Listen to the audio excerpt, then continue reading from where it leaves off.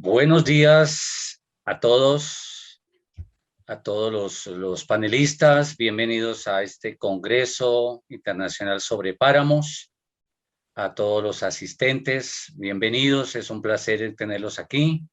Este es un congreso que la GWP en Colombia ha organizado con el respaldo de la GWP en Sudamérica y como anfitrión el Instituto Javeriano del Agua, que nos acoge en sus plataformas. También le agradecemos. Entonces, permítame, como presidente de la GWP en Colombia, pues instalar este Congreso Internacional de Páramos.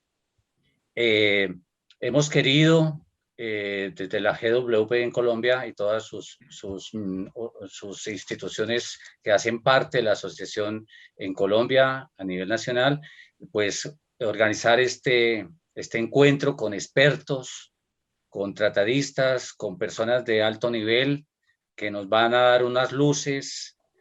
Buscamos tener un poco de acercamiento, no solamente de los expertos, sino también del público en general, de las personas, de la comunidad en general, un acercamiento y una sensibilización hacia nuestros páramos. Nuestro país, Colombia, por fortuna, alberga alrededor, según estadísticas, de un 50% de los páramos del mundo. Todos sabemos que los páramos es la fuente del líquido vital de la vida, el agua.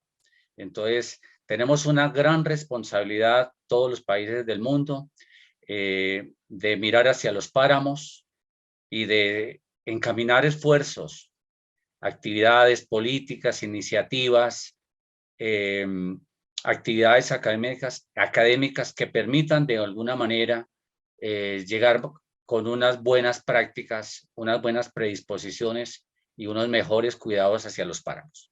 Entonces, es un placer tenerlos en este congreso y les doy la más cordial bienvenida. Muy buenos días a todos los panelistas. Buenos días. Muchas gracias. Buenos días. Buenos días. Bueno, muy bien. Listo. Vamos a iniciar con nuestra primera ponencia. Vamos a tener a presentar un pequeño video, por favor, Sebastián, si es tan amable, e inmediatamente iniciamos con la primera ponencia.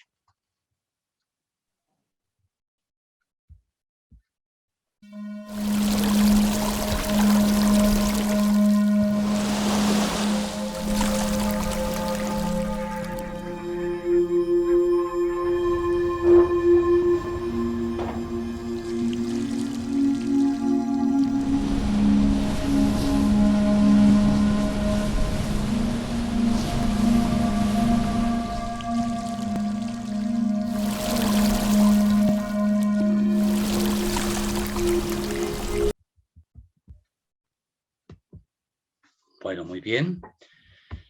Iniciamos con la primera ponencia. Entonces, invitamos cordialmente a la doctora María Teresa Becerra, que nos acompañe en la sala, para que presente su ponencia, Páramos, ecosistemas estratégicos en peligro. La doctora María Teresa es bióloga de la Pontificia Universidad Javeriana, con máster en biología, con énfasis en ecología terrestre de la Universidad Nacional y estudios de doctorado en gestión de biodiversidad de la Universidad Alicante. Actualmente se desempeña como coordinadora del programa Gestión Territorial de Biodiversidad del Instituto Alexander von Humboldt, desde donde actualmente lidera lo relacionado con conservación y gestión de páramos.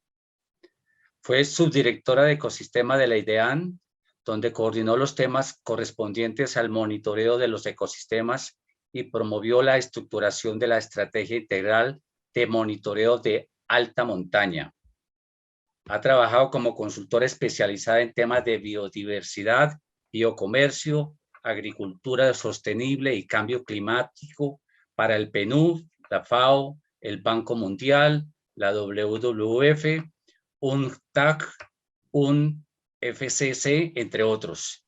Y por más de 6 años fue la responsable del área ambiental de la Secretaría General de la Comunidad Andina desde donde promovió iniciativas importantes para el estudio y monitoreo del páramo y los ecosistemas de montaña a nivel regional. Doctora Becerra, le doy la palabra formalmente. Bienvenida. Bueno, muchísimas gracias por la presentación y bueno, un saludo a todos los compañeros que me acompañan en este evento y pues felicito también a todos los organizadores por esta iniciativa. Bueno, yo le puse un nombre a mi presentación, Páramos Ecosistemas de Riesgo, más que todo para resaltar como la importancia de este ecosistema y pues las amenazas que hay actualmente pues para su conservación y por ende pues la conservación de los servicios que prestan también para las poblaciones humanas. Entonces eso implica también un riesgo para nosotros. En primer lugar, pues voy a hacer una presentación general de cómo son, qué son los páramos y dónde se encuentran. Entonces, los páramos pues se conocen como aquella franja de vegetación arbustiva que se encuentra hasta el borde superior del bosque, hasta las nieves perpetuas. Hay diferentes definiciones, en la ley de páramos también la gente encontrará otras definiciones, pero biológicamente esta es como la franja que corresponde a los ecosistemas de páramo, caracterizados principalmente porque tiene una vegetación abierta, compuesta por estructuras de vegetación muy particulares, rosetas, cojines, macollas, pastos, los famosos frailejonales, pajonales y otras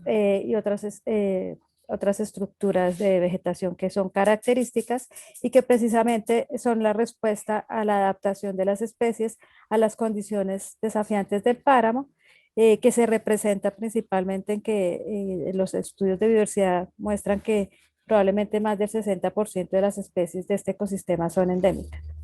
El páramo, pues también hay varios actores que piensan cosas distintas, pero el páramo está en la zona ecuatorial, en África, Asia y Oceanía hay ecosistemas similares a páramos, pero el páramo propiamente dicho, de acuerdo con su estructura biológica, digámoslo así, y ecológica, se encuentra principalmente desde pues hay autores que lo ponen desde Costa Rica, la cordillera de Talamanca, otros lo restringen a la cordillera de Mérida, a las cordilleras colombianas, Ecuador, hasta la depresión de Huancabamba en Perú. Estas pues, definiciones también, Rangel recientemente también habla de que por la estructura y todo, cosas como la puna deberían también ser consideradas un ecosistema de páramo. ¿Cuáles son las características del páramo? El páramo tiene unas temperaturas promedio anuales bastante bajas, pues para nosotros en los ecuatoriales son temperaturas entre 6 a 8 grados centígrados que son bajas, pero se caracteriza porque tiene unas variaciones diarias que pueden ser muy altas, entonces tenemos en la noche temperaturas inferiores a cero y en el día temperaturas hasta los 25 grados centígrados. Los suelos de los páramos son ácidos, tienen una baja disponibilidad de nutrientes, pero también tiene una biota asociada y pues depósitos de carbono importantes que pues en el contexto del cambio climático se convierten en una fuente, un reservorio importante a nivel global. Los páramos también se caracterizan por tener una humedad relativa bastante alta. Vemos precipitaciones promedio entre 700 y 5000, lo que determina que tengamos páramos secos o páramos muy húmedos según la ubicación geográfica. En general, varios autores coinciden en que el páramo es un ecosistema de muy rápida evolución. Aparece hace 2 y 4 millones de años con el levantamiento de los Andes y pues esa evolución reciente hace pues que también de las formas de vida sean muy variadas y pues probablemente están en procesos aún de evolución. A nivel local también estos son ecosistemas de gran importancia para culturas indígenas y comunidades locales. Algunas comunidades que encontramos allí son, por ejemplo, los Icas en la Sierra Nevada de Santa Marta, los Uguas en la Sierra, en el Cocuy, los Muiscas del Altiplano Cundiboyacense, Yanaconas del Macizo Colombiano, Nasa y Puracé, Nasa y Paez en el Puracé y los Pastos en Chile Escumbal. De todas maneras, es importante resaltar que las características, y bueno, los que vivimos en Colombia sabemos que las características de las montañas son determinantes de un tipo de cultura y un tipo de uso del suelo que pues también determina formas campesinas y medios de vida asociadas a ese ecosistema. Actualmente Colombia tiene alrededor de 2.905.000 hectáreas de páramo que están distribuidas principalmente en unos complejos en la cordillera oriental, la cordillera central, la cordillera occidental y pues están separados también los complejos Nariño Pasto y Sierra Nevada de Santa Marta, que pues aparentemente funcionan, pues son diferentes en sus composición y estructura. Ya pues de acuerdo a los estudios que hay. A nivel, la cordillera oriental es el área donde donde encontramos mayor número de hectáreas en páramos, seguido pues por la cordillera central. La cordillera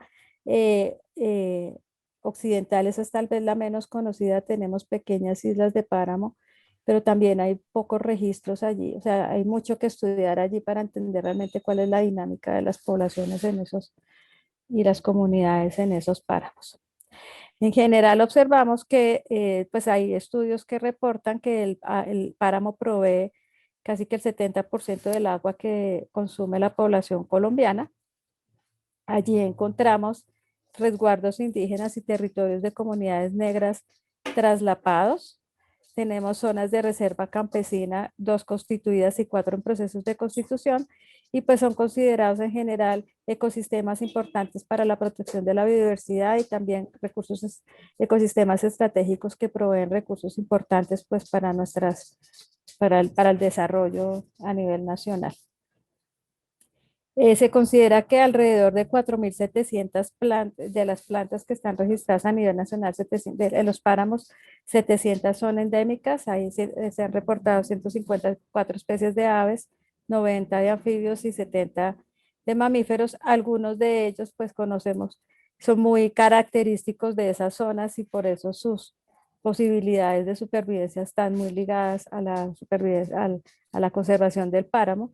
Y en eso, por ejemplo, está el caso de los frailejones, que son un grupo muy diverso, aparentemente muy bien conocido, pero que pues tiene especies que son muy específicas de ciertas zonas que pueden verse amenazadas ante las presiones sobre el páramo. Ay, pero, un momento. Medio tos.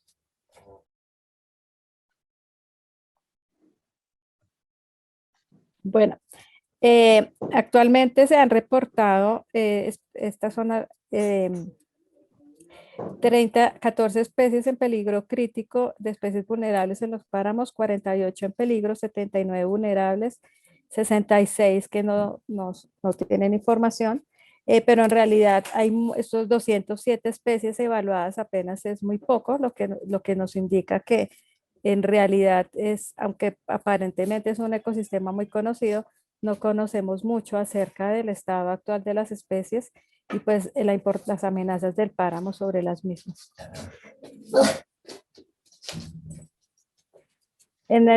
Para la categoría de la lista roja, pues básicamente se han identificado, son especies del género Asteracea, Bromeliaceae, Lamiaceae y Orchidaceae.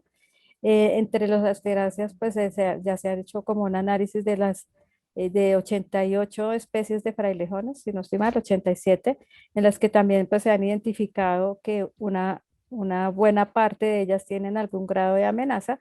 Algún grado de amenaza significa que están o en peligro crítico o están en peligro o son vulnerables. Y pues esto definitivamente es importante analizarlo porque las categorías de amenaza pues están muy ligadas al área que tienen actualmente las especies y al área que tienen disponible. Entonces, entre más afectaciones tenga el páramo, va a haber menos área disponible para especies que en realidad son muy adaptadas a las características del páramo y que ante procesos de cambio climático, por ejemplo, que suba el bosque o la aparición de especies introducidas como vemos ahora con el retamo espinoso o la acacia, pues no podrían competir en esos ambientes y pues tendrían verían sus hábitats y poblaciones reducidos. En los sistemas de producción que encontramos en el páramo están principalmente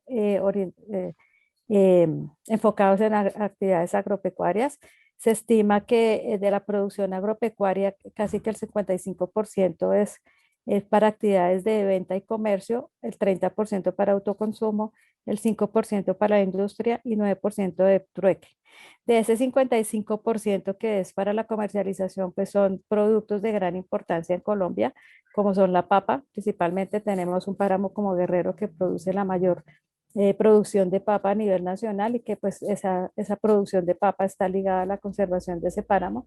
O tenemos productos como la cebolla que son importantes en páramos como los de Santurbano, los páramos de Tota. En general, otros sistemas productivos también constituyen amenazas como es la minería, que es pues, bastante polémica en Colombia y que pues, va desde una minería artesanal hasta una minería de gran escala que pues, puede tener gran impacto tanto en el área como en la provisión de servicios ecosistémicos. Sin embargo, lo que sí se observa, y eso no lo dije antes, es que además de los cultivos, tal vez el principal transformador de los páramos en Colombia es la ganadería de doble propósito, pastos de carne y leche, que es la principal como fuente de ingresos de muchos de los pobladores de las partes altas. Y es una ganadería que hoy vemos que está superando límites altitudinales que antes no veíamos. Son 3.200, 3.400 metros, ya uno encuentra vacas. Y el problema que tenemos allí es que se está perdiendo la conectividad del páramo con el bosque andino y eso es precisamente asociado a todos los procesos de transformación de la frontera agropecuaria. Entonces, todo esto para decir que en realidad, si miramos las amenazas que contempla el Global Biodiversity Outlook, encontramos que las principales causas de transformación en los sistemas paramunos son la degradación y pérdida de hábitats, el cambio climático y las especies introducidas.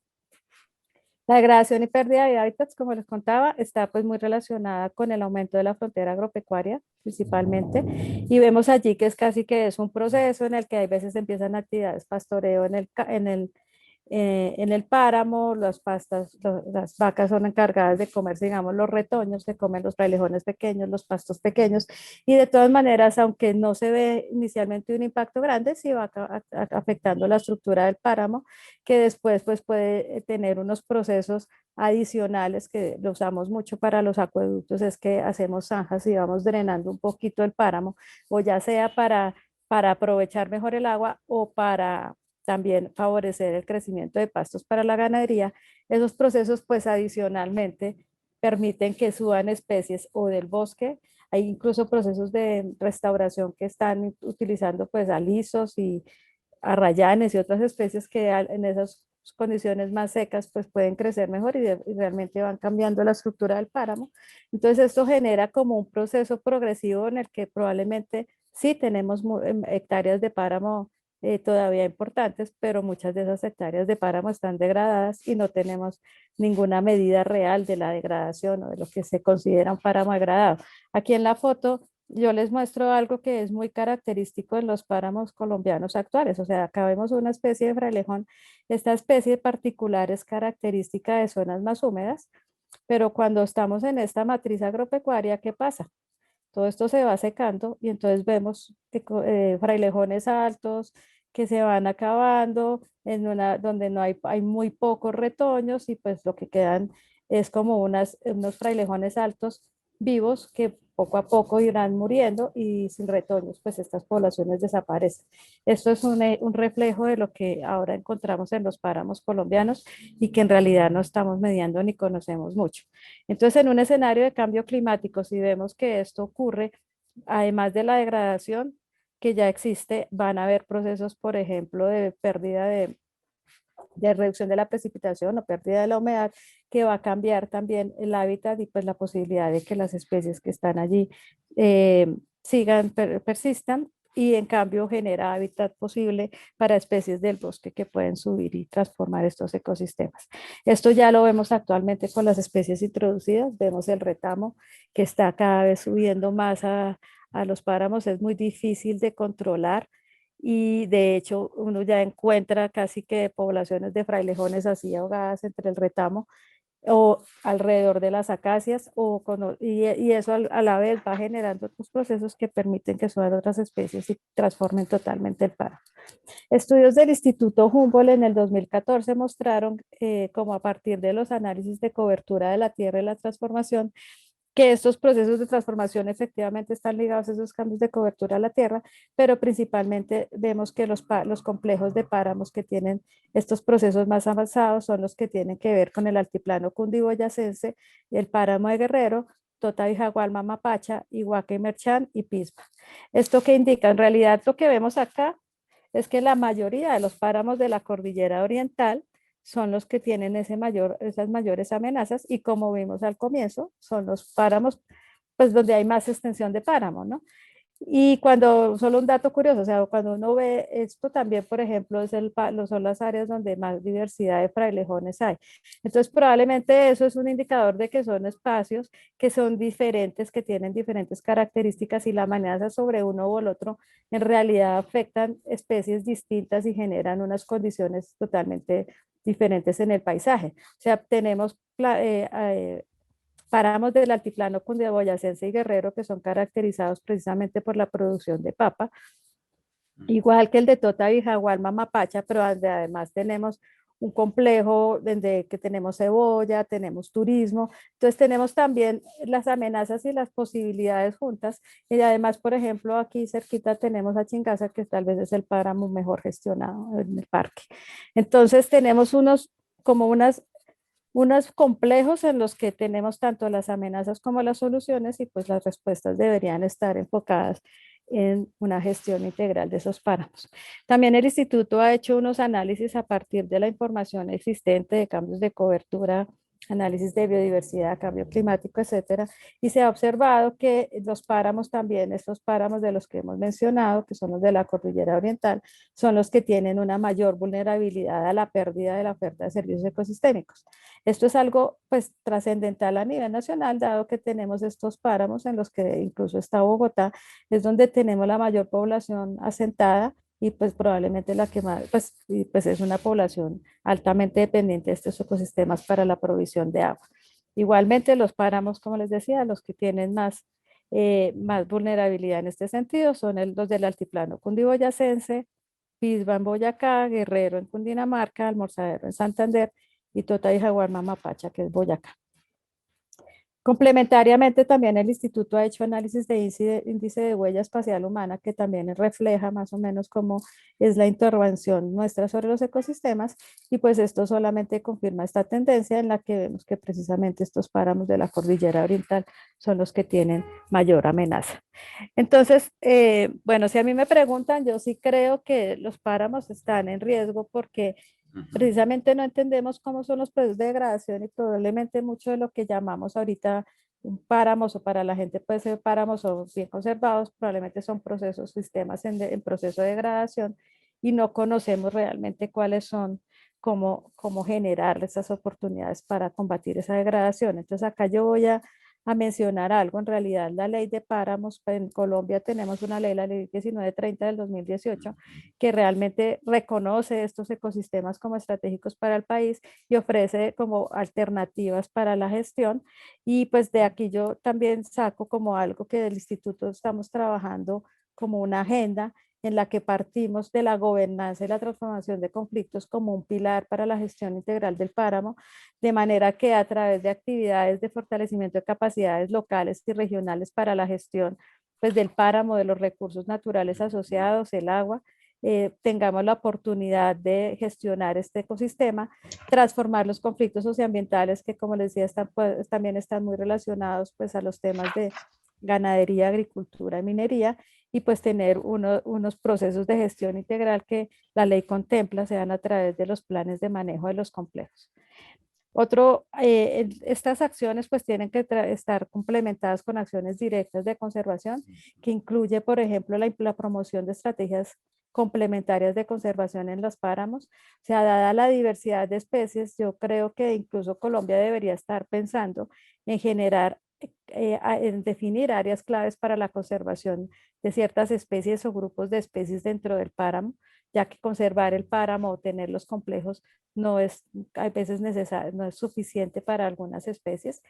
Es necesario trabajar todos los temas de prevención y manejo de incendios que también se han percibido anualmente. Escuchamos todo el tiempo que hay incendios en un páramo o en el otro y pues son ecosistemas que tienen, pues dadas sus características, pues el periodo para recuperarse es bastante largo.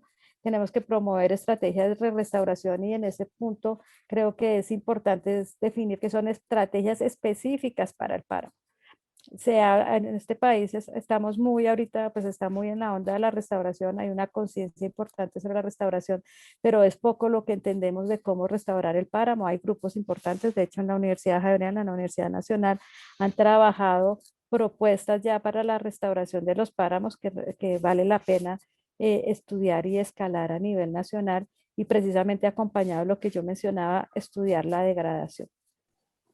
Trabajar también, es importante también trabajar en especies de interés o sombrilla, lo que mencionaba también de áreas claves para la conservación de pronto para estas especies y pues trabajar en el mejoramiento de la efectividad de áreas protegidas en las zonas donde ya pues, hay como alrededor de 12, 14 parques nacionales en las, no estoy bien, no me acuerdo, pero en realidad es muy importante que eso, la conectividad asociada a la restauración y mejorar la efectividad de las áreas protegidas para que las zonas de influencia pues también ofrezcan oportunidades también para la restauración y para la recuperación con sistemas productivos de bajo impacto. Otro tema importante es el monitoreo. Las estrategias de conservación es importante que las acompañemos de sistemas de monitoreo, que conozcamos el estado y las tendencias en el páramo, que podemos trabajar a partir de especies de interés, conocer mejor las amenazas y los procesos de degradación y cambio climático y pues obviamente entender un poco mejor cómo es el flujo de servicios ecosistémicos en estos ecosistemas a través de pues, procesos de monitoreo que precisamente cuando empezamos a trabajar con el IDEAM y el Humboldt tenemos esta propuesta de una estrategia integral de monitoreo que también lo prevé la ley, que permita desintegrar tanto a las comunidades como a las universidades y a los grupos de investigación en entender el páramo. No necesariamente tienen que ser grupos aislados, pero sí es muy importante que tengamos como unos marcos de información que nos permita responder a esas amenazas. En cuanto a la restauración, nosotros pues acá estamos pensando, en el Instituto de hecho estamos trabajando ahorita unas herramientas importantes para identificar áreas susceptibles para la restauración. Es perfectamente probable empezar a identificar áreas susceptibles para la restauración en el páramo y generar oportunidades a partir de la participación social, el trabajo con las áreas protegidas en sus zonas de amortagamiento y pues desde el Estado los gobiernos municipales, locales y nacionales, realmente nos toca pensar en la compra de predios en áreas de importancia o áreas estratégicas incluso para la provisión de agua. Y por último, pues está el tema de transiciones hacia la sostenibilidad. Como les decía, acá esta es una mina de carbón. Hay páramos, principalmente los de Pisba, Totado y Jaguar, Mamapacha, Santurbán, Rabanal, que tienen procesos de gran escala en la provisión de minerales, de carbón y otros metales, que requieren probablemente que empecemos a pensar como país cuál es el proceso de transición y cómo vamos a hacer esa reconversión de manera que también aseguramos que se mantienen los medios de vida de las personas, pero probablemente pensar en medios de vida más acordes con las condiciones del páramo, con negocios basados en biodiversidad, pero también pues en pagos por servicios ambientales. Esto teniendo en cuenta que probablemente hay sitios donde pues, efectivamente no podamos competir con producciones o con sistemas productivos alternativos que generen a las comunidades, pero entonces sí podemos hacerlo a través de pagos por servicios ambientales y eso es algo que ya lo estamos haciendo a nivel nacional. Entonces, en estos programas de reconversión, pues sí es importante trabajar en diferentes pasos que van desde el diagnóstico de esos sistemas productivos, trabajar estrategias a nivel predial, implementar herramientas de manejo del paisaje, trabajar procesos de buenas prácticas y incluir tecnologías apropiadas para generar procesos locales que también favorezcan el intercambio de experiencias entre productores. Todo esto complementado con sistemas de pagos por servicios ambientales que realmente permitan promover la preservación y la restauración, pero también favorezcan esos procesos de transición de los sistemas productivos. Y esto complementado con negocios verdes como el ecoturismo, el agroturismo, las artesanías, el miel, hay múltiples negocios que realmente pues encuentran esos problemas en que no hay unos mercados o no hay un reconocimiento del papel que estos pueden tener en los procesos de conservación del páramo.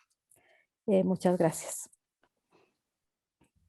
Gracias, doctora María Teresa. No, impresionante, excelente su exposición. Quisiera hacerle una pequeñita pregunta. ¿Cómo, desde su punto de vista, después de todo lo que nos acaba de informar y mencionar, cómo ve la situación de nuestros páramos a corto o a mediano plazo? Como si se llegase a aplicarse toda esta política, todas estas recomendaciones que usted nos acaba de mencionar, ¿cómo lo ve a corto o mediano plazo el Estado que va a recibir nuestras futuras generaciones o nuestra generación más cercana, el estado de los páramos en nuestro país? Bueno, yo creo que pues la ley de páramos es un buen comienzo para un marco importante para que en este país reconozcamos que los páramos efectivamente son ecosistemas estratégicos que merecen unos esquemas de gestión particulares. Pero yo creo que uno de los principales problemas que tiene el páramo es que la gente no conoce los páramos. O sea, Boyacá es el departamento con más páramos, seguido por Cundinamarca y Santander. Muchas veces los ciudadanos no reconocen el páramo, no conocen, y no entienden cómo es esa dinámica. Pues yo actualmente trabajo con frailejones, entonces en toda esta zona yo voy y le pregunto a para la gente un frailejón no reconoce uno del otro, no diferencia uno del otro. Muchas personas no han subido a páramos, o sea, páramos tan hermosos como el de la Rusia no son conocidos por muchos habitantes de Duitama, que queda media hora. Entonces, yo creo que eso es muy importante porque no son conocidos, entonces si no los conocemos, no los entendemos, no los podemos proteger y no podemos tomar acción. Entonces creo que una de las principales amenazas reales del páramo es que la gente no la conoce, y entonces alrededor de toda esta problemática también vemos que páramo es páramo, entonces para muchos el páramo es un pastizal o es un frailejonal. Algunos, si ya no hay frailejones, eso significa que no es páramo, entonces significa que ya podemos meter vacas. Entonces creo que eso es el principal limitante actualmente de la conservación del páramo, que lo conozcamos y lo entendamos. Y lo que yo veo es que si eso no se logra, no vamos a ser capaces de generar estrategias adecuadas para la conservación. Y si no lo hacemos, pues sí, yo lo que veo es que en el mediano plazo, esas hectáreas de un páramo conservado que provee servicios ecosistémicos van a estar reducidas. Y eso va a afectar directamente pues, el bienestar de poblaciones que dependemos directamente de esos páramos en las ciudades, y pues de las poblaciones locales que de alguna u otra manera también dependen para sus medios de subsistencia. Bien, doctora, gracias. Le agradecemos su participación. Bueno, muchas gracias. Bueno, ya una pequeñita pausa y vamos con la siguiente ponencia.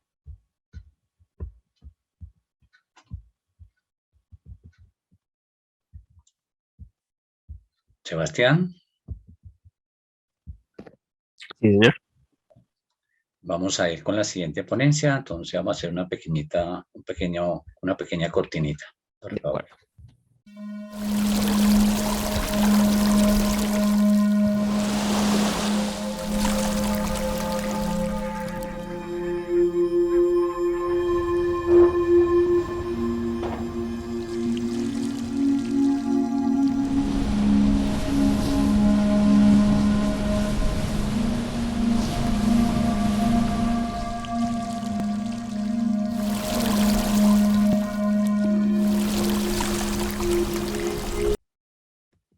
Muy bien. Bueno, invitamos a nuestro próximo ponente, el biólogo Robert Hostetler. Nos presentará una ponencia bastante interesante: los desafíos y el manejo del páramo en los países andinos. El doctor Robert es de nacionalidad holandesa, es biólogo de la Universidad de Amsterdam, con un doctorado en ecología de páramos. Vive y trabaja en los Andes desde hace 30 años. Ha sido investigador y docente de esta misma universidad. Fundador de la corporación Ecopar en Ecuador, director de proyectos en Contensan, director regional de la UICN en Sudamérica y director de Cambio Climático, Agricultura y Medio Ambiente en el Centro Internacional de Investigación para el Desarrollo IDRC en Canadá. Actualmente trabaja como independiente, como consultor para diferentes instituciones internacionales para el desarrollo sostenible, la gestión ambiental y el cambio climático en toda Latinoamérica. Aunque su carrera profesional está dedicada a la conservación de todos los ecosistemas, el páramo sigue siendo su especialidad y pasión. Ha desarrollado y liderado programas nacionales e internacionales sobre conservación de páramos en Colombia, Ecuador, Perú y Venezuela. Ha publicado una serie de libros y artículos académicos y ha sido expositor invitado a muchos eventos internacionales sobre el tema. Don Robert, usted tiene la palabra. Bienvenido. Listo. Muchísimas gracias, Mark. Muy bienvenido. Un saludo cordial a todos y a todas que nos están acompañando este día. Otro día, otra buena razón para hablar del páramos como todos los días, y eso es algo que me apasiona mucho.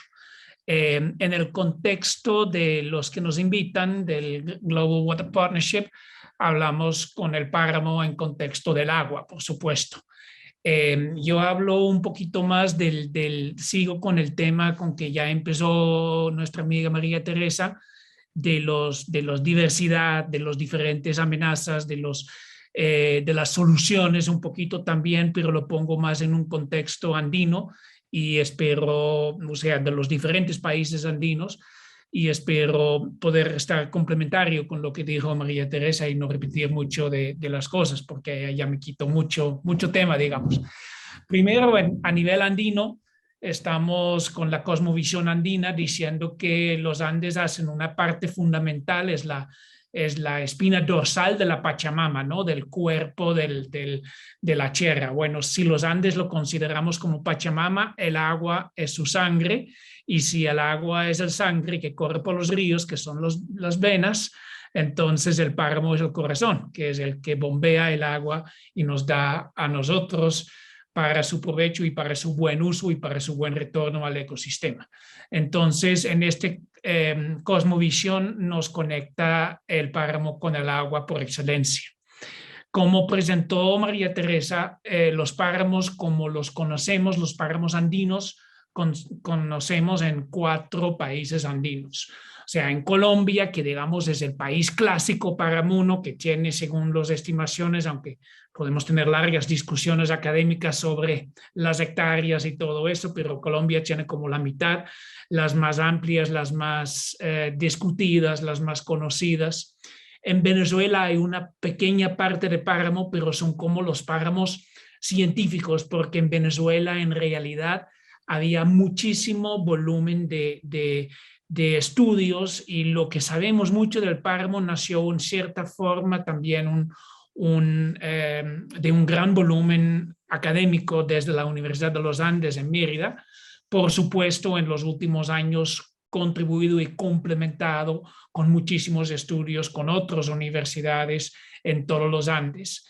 En eso quiero, como siempre, hacer un gran reconocimiento a la que es la mamá de todos nuestros, que es Maximina Monasterio, que fue una de las científicas líderes en el tema de los páramos desde Venezuela. En Ecuador, digamos que tenemos el páramo más desde la agenda social. Ecuador es como los páramos sociales, mucho más habitados, más cercanos a los centros poblados, gran historia de uso y ocupación desde los pueblos indígenas y muy interactuado con la sociedad, lo vamos a ver más adelante. Y en Perú es un poquito el páramo joven. En realidad, en Perú ni siquiera se habían denominado mucho el páramo de los páramos en Perú que se conocen en el norte. Como la puna es más extensa y si bien, como dijo María Teresa, también se puede discutir dónde termina el páramo y dónde empieza la jalca y el puna, también son partes semánticas, ¿no? de la denominación que dieron la gente a sus pajonales de altitud. Pero en realidad en Perú no le dieron tanto el nombre páramo. El páramo era una denominación de un cierto clima, del clima típico del páramo, llovizna, frío, viento, etcétera. Y los pajonales seguían allá. Sin embargo, en los últimos años había mucho reconocimiento de este pedacito del páramo en Piura que también vamos a ver más adelante. Yo iba a hablar de los desafíos y diferenciarle un poquito entre los países andinos. Entonces, hay los desafíos clásicos que tienen que ver con el manejo del agua, la agricultura, la ganadería, y hay unos desafíos nuevos. La minería, el cambio climático, aunque eso ya pasa varios decenas de años, recién estamos entendiendo. Y también quiero hablar un poco de las cosas urbanas que están extendiéndose al páramo y que están cada vez más viendo y creo que es un desafío nuevo. Vamos país por país. Colombia, el tema con el agua es más el hecho del agua potable, un poquito de la generación eléctrica también, pero la hidroeléctrica se pone un poquito más a un nivel más bajo en Antioquia, en otras partes, y el agua del páramo es más para agua potable. Algo para riego también, pero menos que en Ecuador como en Perú. Además, en Colombia había mucho, disculpa, una especie de interacción con problemas de desastres, más que todo 2010, 2011.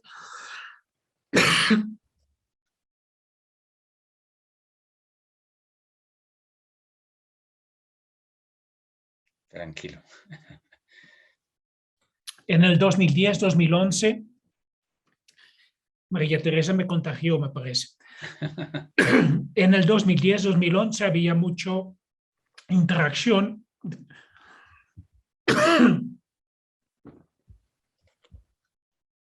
Me disculpo un momento.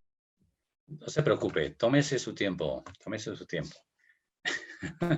Bueno, está muy interesante la intervención de Robert desde una perspectiva pues internacional. Nos ha dado unos mensajes muy interesantes, una información interesante. Disculpe, ya estoy de regreso. Me hacía falta agua. Entonces, 2010, 2011 había los problemas de desastres en Colombia, inundaciones, deslaves, etcétera. Y eso dio un poco una base para algunos decretos, legislación asociado a la delimitación y también el cuidado. Realmente la delimitación, el proceso de la delimitación de los páramos era un poco de cuidar el agua, prohibir la minería. Había un decreto directo que dijo necesitamos la delimitación para regular la minería y regular la agricultura. Ahí empezó la gran discusión de Santurbán, que ustedes conocen perfectamente, mucho más que yo puedo detallar en ese momento, y que realmente empezó un debate viéndolo desde afuera, porque yo vivo en Ecuador, como dije, pero he estado mucho en Colombia, pero entonces como adentro afuera veo que es una discusión realmente de minería y contra el agua. Lo que vimos en protestas en Bucaramanga y todo esto era realmente protegernos del agua, no podemos tomar oro, cosas así. O sea, era realmente una discusión social de minería versus el agua, con el páramo usando como escudo contra el desarrollo grande, digamos, porque realmente fue una discusión sobre el modelo de desarrollo que quiere un país. ¿Queremos vivir a punto de vender nuestros recursos naturales o aprovechar de forma natural, de forma buena, los recursos naturales no renovables o renovables como los conocemos? Esto fue un gran proceso que ustedes están muy conscientes, por supuesto, y de alguna forma desde aquí del Ecuador lo estuvimos también viendo un poco con sana envidia, porque quiero corregir un poquito, complementar un poco lo que dijo María Teresa. Creo que gracias a ese proceso, toda la gente en Colombia sabe que algo está pasando con el páramo, que alguna presencia tiene, aunque estoy de acuerdo que a veces todavía no saben distinguir un failejón de una macolla de paja, para exagerarlo un poco. De todos modos, la gente sabe, se puso en la agenda social, económico, político del país, y mucha gente en Colombia sabe ahora que algo está pasando con esos páramos y hay que estar en el debate político, social, económico, etcétera. Esta atención, este golpe de la atención que dio el caso de Santurbán relacionado a la delimitación, capturado en el play de páramos y todo esto, nos da sana envidia desde Ecuador. Ahora hay ley, pero todavía no está resuelto el tema. La minería sigue, digamos, adaptándose a las discusiones, a la ley y todo esto. Hay un debate entre la minería de pequeña escala que siempre ha sido, digamos, tradicional, aunque tampoco es tan tradicional, pero por lo menos es una minería que beneficia a cierta gente con que uno puede tener simpatía, que viven allá, que están toda la vida viviendo con su pequeña mina de carbón, frente a las grandes industriales con fondos internacionales, extranjeros invirtiendo en grandes minas, como el caso que fue en Santurbán o el caso de Cajamarca, etc. Robert, no te estamos viendo. Perdón. No te estamos viendo. Ay, disculpa, sí, porque cuando me dio el atasco me estaba...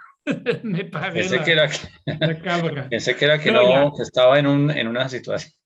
Pero bueno, está bien. No, tranquilo, no, ya estoy. Disculpa. Entonces, ahí fue donde está esta atención. La minería todavía estamos manejando cómo, porque tampoco es la gran minería que es parte del, digamos, del modelo de desarrollo del país frente a la pequeña minería, pero donde está el límite. Lo mismo vemos con la agricultura y de pronto mucho más fuerte. Ahora el desafío es que hay una regulación, hay una ley, hay una regulación de qué hacer con esa agricultura dentro del páramo delimitado, alrededor del páramo delimitado. Se permite agricultura de subsistencia, se permite agricultura para los pequeños, pero ¿quiénes son los pequeños? ¿Y qué es el sustento? ¿Cómo controlar esto? Hay partes en la delimitación, y hacemos un poco mea culpa porque yo fui parte de definir los criterios de la delimitación, y resultó que ciertas áreas del páramo delimitado son páramos que ahora están completamente transformados, que por razones muy bien justificadas fueron incluidos con la parte del páramo delimitado porque son zonas de influencia, zonas transformadas y todo esto. Pero la familia que vive allá desde hace años solamente ve un pedazo de potrero o un área que está completamente transformado. ¿Cómo explicar a ellos que no se puede hacer nada en un área donde todo ya está modificado? Del otro lado es el gran tema de la papa, que igual que la minería y respetando las diferencias, la papa industrial, que son financiados por ausentistas, que alquilan cierta tierra, lo arrancan, etcétera, o lo conocen muy bien porque pasa mucho alrededor de Bogotá, Rabanal, Guerrero, todo esto.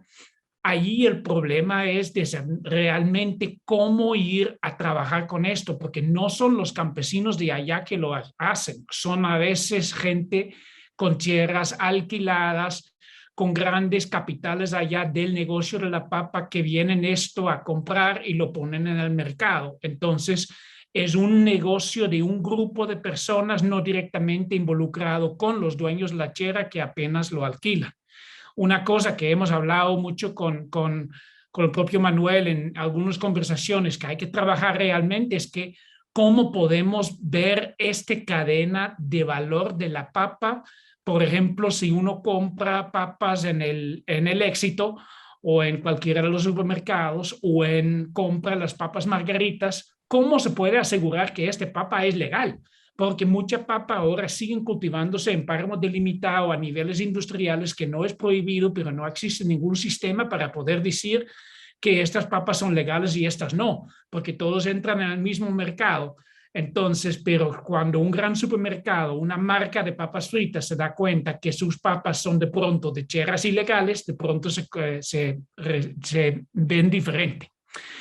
Bueno, vamos un poquito saliendo de Colombia porque eso ya es para todos ustedes muy conocido. La mayoría del público creo que va a ser de Colombia, pero vamos al Ecuador, por lo menos Boris y yo que somos del Ecuador, podemos decir que la situación es un poco diferente. El base de esto es el agua en Ecuador ha sido mucho para riego. Hay muchísima dependencia en la alta montaña de agua de riego para los cultivos de pan coger, pero también los cultivos industriales, etcétera. Y todo esto viene del páramo, porque en Ecuador geográficamente la diferencia es con Colombia, que en Colombia en mucha parte abajo del páramo hay todavía una franja de otros ecosistemas naturales, bosques, humedales, etcétera. Mientras que aquí en Ecuador, donde el altiplano, la valle interandino es más alta, la gente vive más cerca del páramo y los bosques en el nivel interandino han sido desaparecidos. La única fuente de agua que tenemos es el páramo, que va directamente a lo que es el sistema de riego para todo esto. Además, hay una población rural que vive más alto cerca del páramo o dentro del páramo. Por esto siempre, y finalmente Cuenca, Riobamba, Quito, etcétera, estamos en la situación como Bogotá, pegados al páramo, pero lo que no tiene Cali, Medellín, etcétera. Entonces, la mayoría de la población ecuatoriana ve el páramo todos los días y está muy dependiente por esto. Por eso en Ecuador siempre ha sido una fuerte conexión del páramo con el campo, con la población indígena, con la población campesina. Tradicionalmente la gente aquí ve el páramo igual a mundo campesino. Entonces, por eso también tradicionalmente aquí se trabajó mucho en el manejo participativo, el manejo comunitario de los sistemas de riego, la agricultura, etcétera.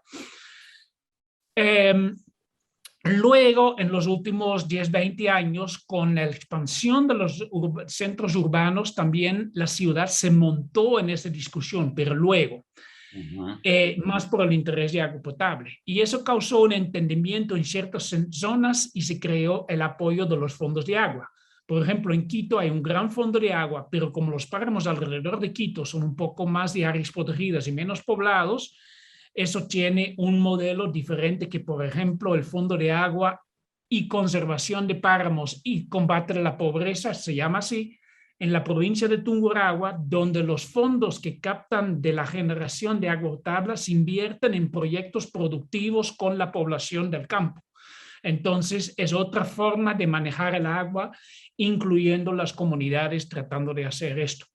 Una nueva figura que últimamente se ha aplicado, y ya hay como 14 de estos, es conectar la conservación de biodiversidad con la conservación del agua, creando áreas de protección hídrica, que son recién el nuevo desafío de esto es que se han declarado, ahora es cómo se maneja esto. Entonces estamos trabajando en esto porque ahí entra inclusive desde el lado estatal público, tanto el interés del sector de conservación, biología y la conservación de agua. Entonces hay un encuentro de diferentes sectores. Es una propuesta muy interesante, pero como hablamos de desafíos, es todavía un desafío para ver cómo eso se conecta, por ejemplo, con el Sistema Nacional de Áreas Protegidas.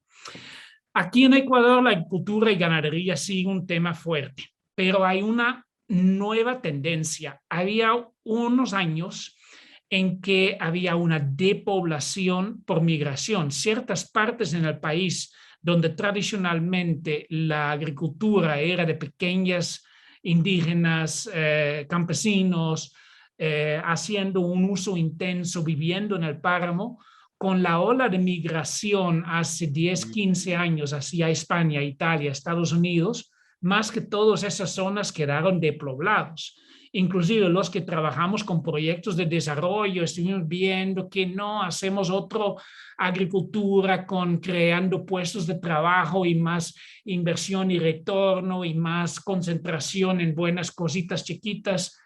Y no había gente. La gente seguía expandiendo la agricultura de ganadería a costo de la agricultura productiva porque es una agricultura que necesita menos gente. La gente iba al exterior y la gente iba a las ciudades a trabajar en construcción, vigilancia y todo eso. Entonces había una depoblación que necesitaba otra visión de cómo trabajar con la agricultura en la zona alta. Después de la pandemia hay una tendencia otra vez diferente. Hay un poco una repoblación de las zonas urbanas. La gente está buscando, por ejemplo, aquí en Quito hay una expansión tenaz de la gente que dice ya no queremos vivir en la ciudad, la pandemia, no tenemos que estar tan aglutinados, y eso va en zonas altas. Llego a esto cuando digo que son los nuevos desafíos. Aquí en Ecuador, como en Colombia, el tema de la minería es fuerte. En todas partes la minería es puntual, inclusive Santurbán es un relativamente pequeño páramo allá. Aquí Quimsacocha es relativamente pequeña. Pero el debate alrededor de esto es mucho más grande, afecta el tema del país. No hemos llegado a un debate social nacional como en Ecuador, como en Colombia, pero en cierta manera el nexo entre minería antifuerte contra minería, en pro de la minería, está aquí también involucrado en el debate nacional sobre qué modelo económico queremos. En realidad, el Frente Antiminera y asociado al agua casi ganó la presidencia en el principio del año cuando habían elecciones presidenciales, donde un representante del sur con un fuerte discurso contra la minería, con la protección del agua, llegó por un tris, faltó a llegar a la segunda vuelta, y estamos seguros si llegó a la segunda vuelta hubiera ganado. Entonces es el tema uno a nivel político, pero no tanto para el páramo, sino es una discusión grande y tenemos que aprender cómo incluir el tema del páramo en esto también para que no sea aplastado. En Perú, y con esto ya voy avanzando, perdón.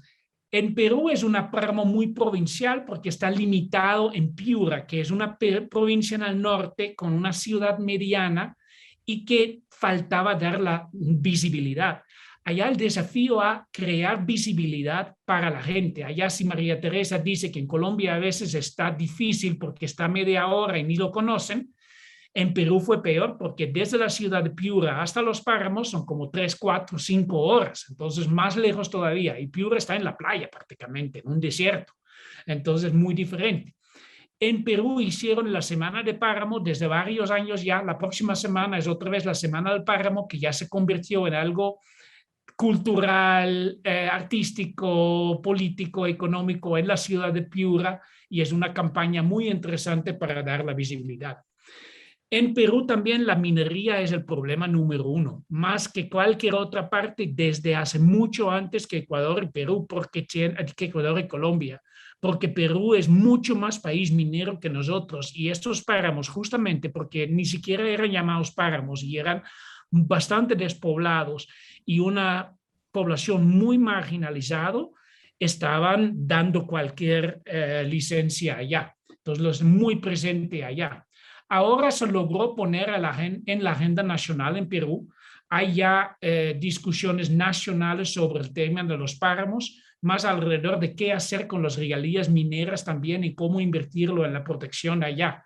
Pero también lo podemos darnos un poquito un golpe a nuestros propios hombros como colombianos y ecuatorianos, porque creo que la visibilidad del páramo en Perú se dio mucho a la colaboración que dieron varios proyectos con Ecuador y con Colombia y con Venezuela. Lastimosamente de Venezuela no puedo decir mucho. La academia sigue, pero no hay ONGs, cooperación fuerte, nada.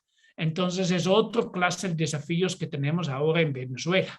Algo que Venezuela nos ha demostrado muy claro con últimos estudios es la pérdida de los glaciares, porque Venezuela va a ser el próximo país, va a quedar sin glaciares por completo dentro de un par de años, y hay inclusive cosas grandes de despedirnos del último glaciar. Lo mismo que está pasando con el Santa Isabel en Colombia y con el Carrizo aquí en Ecuador. Como último, no voy a hablar de cambio climático porque seguramente hablamos más de esto, pero hablo un poquito de las cosas urbanas que me parecen que es un nuevo desarrollo, un nuevo desafío en el tema de los páramos. Tiene que ver con la urbanización, por ejemplo. Hay un aumento de fincas de recreo allá alrededor de Bogotá, también en Huasca, y todos se van más arriba. De pronto se ha aumentado por cambio climático, que la gente ya aprecia más la altitud, pero hay un aumento grande de fincas de recreo. Hay un aumento de turismo enorme. Durante la pandemia he visto cómo se van a todos lados y es turismo de aventura con motos, con bicicletas y a veces no tan sustentables o hasta destructivos, pero también simplemente el recreo, hacer el picnic, hacer la caminata. Me parecen cosas fantásticas. Lugares de hospedaje. Alrededor, en la cordillera central, en los nevados que he visto alrededor de Manizales, alrededor de Bogotá, alrededor aquí de Quito, hay un montón de lugares de hospedaje de campo y todo esto. Todo me parece fantástico porque son cosas que en principio son muy sustentables, pero hay dos efectos. Primero, hay poca regulación y estamos recién aprendiendo de cómo regular esto para que las pueblos, las montañas no se conviertan en centros comerciales donde cualquiera hace lo que le da la gana. Y el segundo es el aumento de los precios de la tierra. Hay conflictos ya con la gente que vive tradicionalmente en la zona alta, que tiene una manera de convivencia más o menos en armonía, que ahora se ve con una nueva amenaza expulsado las zonas por el aumento de los precios de la tierra. Bueno, entonces con eso espero que les he dado como un panorama de cómo son los diferentes desafíos, algunos clásicos, algunos nuevos en los países andinos. Como vea, hemos hecho bastante bien. En los últimos años hemos hecho muchos avances. Hemos sacado el páramo de la neblina, pero siguen existiendo nuevos desafíos, nuevos temas y nuevos actores. Con eso no quiero decir que vamos mal y que no hay luz al final del túnel. En realidad es un camino largo, pero es un camino por un paisaje maravilloso. Muchas gracias y perdona la pequeña interrupción. Aquí estamos con ustedes ya. Todo bien. Gracias, Robert, no pasa nada. Muy bien, ¿no? Excelente, magnífico, todos los datos y demás.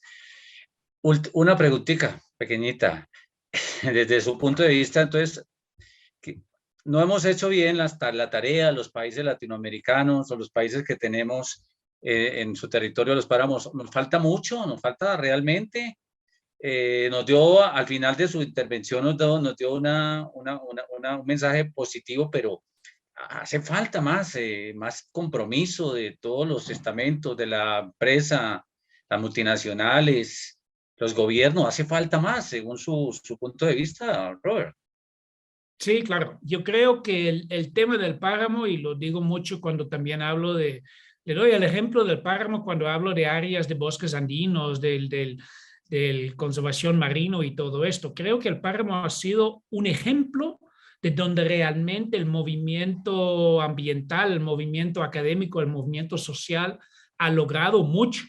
Hemos hecho muchísimas cosas a nivel internacional, local, en protección de páramo, en llevar el debate, en conocimiento y todo esto. Pero claro, nos falta más y no es porque, o sea, algunas cosas que mencionó María Teresa, otras cosas que digo yo creo que el tema es, siempre falta conocer más, pero también los desafíos cambian. La realidad está cambiando. La minería ahora no es el debate de minería de hace 10 años. Lo que estamos viendo con agricultura ahora es diferente que agricultura hace 20 años.